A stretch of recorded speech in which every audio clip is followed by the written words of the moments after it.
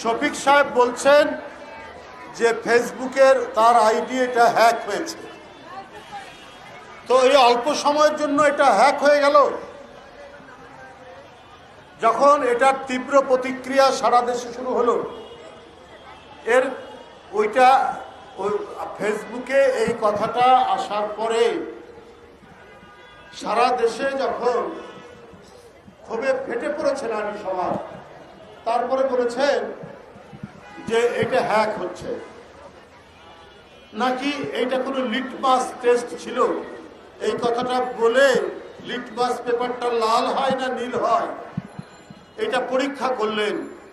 এই নিয়ে জনমনে প্রশ্ন দেখা দিয়েছে। আজকে নারী সমাজ কেন ক্ষোভে ফেটে পড়েছে?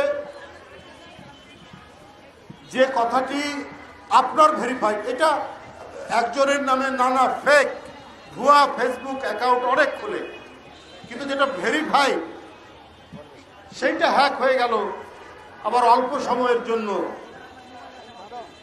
এইটা তো খুব রহস্যজনক, খুবই রহস্যজনক।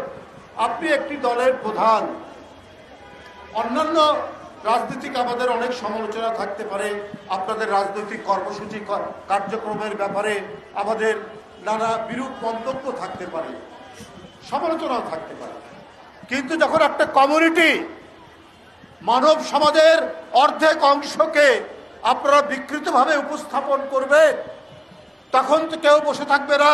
এই নারীর ভোটাধিকার, এই নারীর সমমর্যাদা, এই নারীর ক্ষমতায়ন, এই নারী পুরুষের সমান, আজকে বিজ্ঞান, আজকে সাহিত্য, আজকে দেশ পরিচালনা, আজকে রাষ্ট্রনায়ক, প্রত্যেকটি ক্ষেত্রে নারী সমান দক্ষতা দেখাচ্ছে।